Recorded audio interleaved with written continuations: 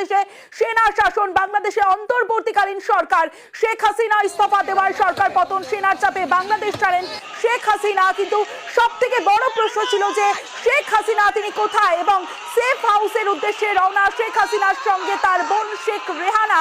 গত কয়েকদিনের অশান্তিতে নিহত প্রায় 300, মাসখানেক ধরে দফায় দফায় উত্তপ্ত হয়েছিল বাংলাদেশ, রক্ত ঝরেছিল প্রচুর।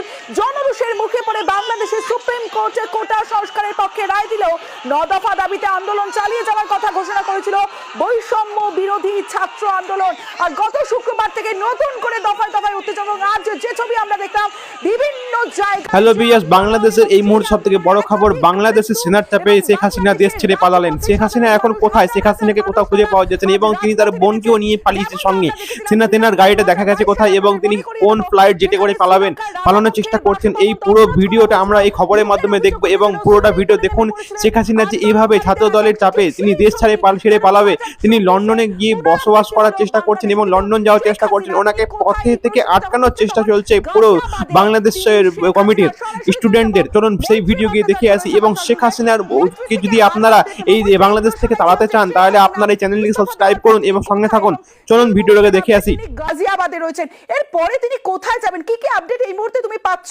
দেখো অবশ্যই, যদি একেবারে আজকে সকাল থেকে আপডেট গুলোর দিকে একটু নজর রাখা যায়, তাহলে আজকে গতকাল থেকেই যে পরিস্থিতি, যে দফায় দফায় উত্তপ্ত হওয়ার পরিস্থিতি দেখা যাচ্ছিল, এবং প্রায় 100 জনের কাছাকাছি নিহত হয়েছিলেন, যার মধ্যে পুলিশ ছিল প্রায় 14-15 জন। এবং তারপরে দুপুরের পর থেকে মার্চ টু ঢাকা, এই অভিযান চলতে, মার্চ টু ঢাকা বলে অভিযানের ডাক দেন আন্দোলনকারীরা, এবং তারা ঢাকা শহরের যে রাজপথ রয়েছে সেটা ঘিরে ফেলেন। এবং সেই পরিস্থিতিতে দাঁড়িয়ে আমরা যেটা বাংলাদেশ সূত্রে যেটা খবর পাচ্ছি, যে সেই সময় সেনাবাহিনীর তরফ থেকে জেনারেল ওয়াকার, যিনি বাংলাদেশ সেনাবাহিনীর প্রধান, সেই জেনারেল ওয়াকার, তাদের তরফ থেকে শেখ হাসিনাকে পদত্যাগ করার কথা বলা হয়। এবং সেই পরিস্থিতিতে দাঁড়িয়ে তার নিরাপদে বেরিয়ে যাওয়াটাও কিন্তু একটা চ্যালেঞ্জ ছিল। তার কারণ এই যে আন্দোলনকারীদের অভিমুখ ছিল কিন্তু একেবারেই তার যে বাসভবন রয়েছে, শেখ হাসিনার যে বাসভবন, সেই বাসভবনের দিকে।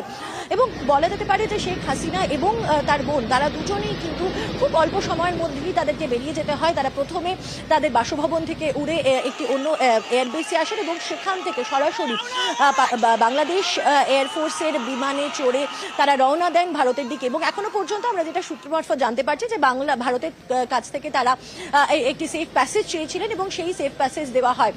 এরপরে দেখা যায় যে জেনারেল ওয়াকার তিনি সমস্ত অন্যান্য যারা রাজনৈতিক দলেরা রয়েছে তাদের সঙ্গে কথা বলেন, এবং তিনি ঘোষণা করেন অন্তর্বর্তী সরকার গঠন করতে চলেছে, এবং রাষ্ট্রপতির কাছে গিয়ে অন্তর্বর্তী সরকার গঠন করার আবেদন জানাবেন তারা। এবং তিনি, জেনারেল ওয়াকারই কিন্তু কনফার্ম করেন যে শেখ হাসিনা তিনি ইতিমধ্যেই পদত্যাগ করেছেন। তোমায় মনে রাখতে হবে, এই শেখ হাসিনার পদত্যাগের দাবি কিন্তু গত 2-3 দিন ধরে কিন্তু একটা অত্যন্ত মোমেন্টাম পেয়ে গিয়েছিল, এবং সেই মোমেন্টামের পেছনে একদিকে যখন ছাত্র আন্দোলন ছিল, এবং সেখানে মনে করা হচ্ছিল যে বিপক্ষেরও কিন্তু অনেকটাই হাত রয়েছে এবং প্রভাব রয়েছে।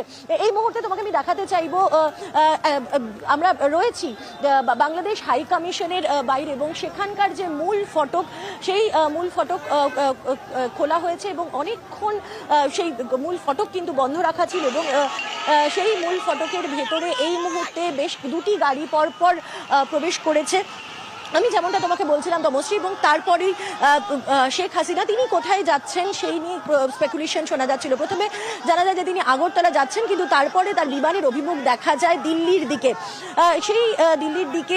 এবং এখনো পর্যন্ত আমাদের কাছে যে খবর এসে পৌঁছেছে, যে শেখ হাসিনা তিনি ইতিমধ্যেই হিন্ডন এয়ারবেসে তিনি ল্যান্ড করে গিয়েছেন, এবং আমরা সূত্র মারফত যেটা জানতে পারছি, যে তিনি সেখান থেকেই লন্ডনের উদ্দেশ্যে সরাসরি রওনা হবেন।